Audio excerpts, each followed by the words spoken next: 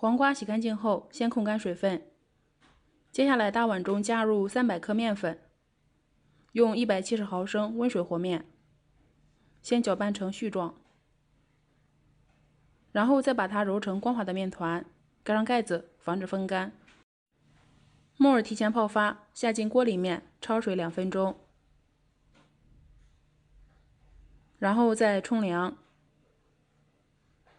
再洗3个鸡蛋，把表面的基石去掉。先加点食用盐，增加底味。油烧热，炸成鸡蛋花。黄瓜头去掉，然后用擦丝器擦成细丝。加入食用盐，腌制10分钟，杀出里面的水分。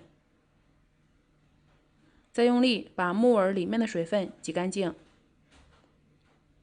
再把它切得碎一些，装入大碗中。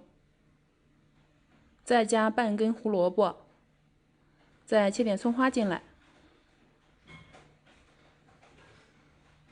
喜欢吃辣的，加1勺辣椒面，用烧好的热油烫一烫，多浇一点油，和面调馅时就不用再加油了。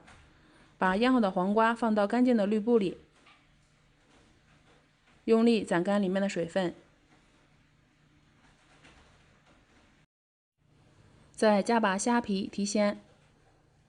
准备半包方便面，吸收黄瓜里面的水分，也可以用粉条。搅拌均匀后，包的时候再调味。案板上撒上干面粉，防粘。取出醒好的面团，不用揉，中间戳一个洞，把它搓成长条，然后分成和饺子皮大小一样的面剂子，滚上干粉。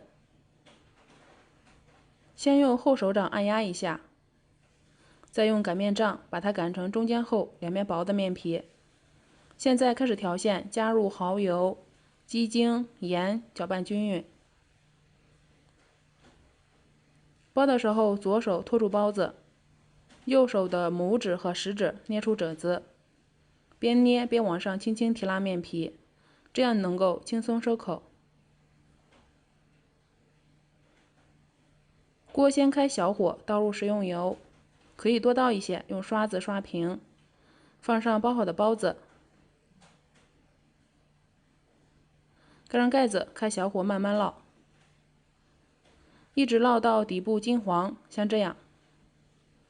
接下来调面粉水，普通面粉就行，使底部糊化，做出脆皮。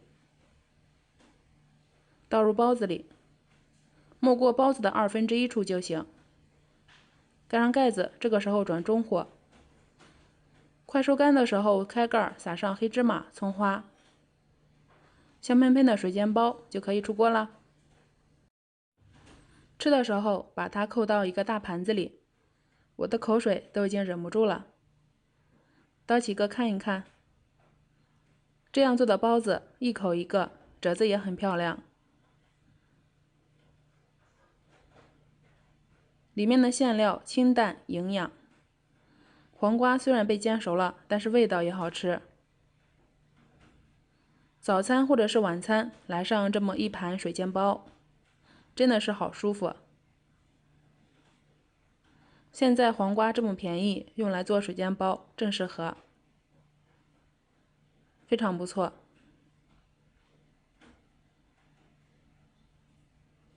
剩下的脆皮也是非常好吃的。我是阿胖，每天为你分享一道家常美食。喜欢我的视频就关注我吧，谢谢。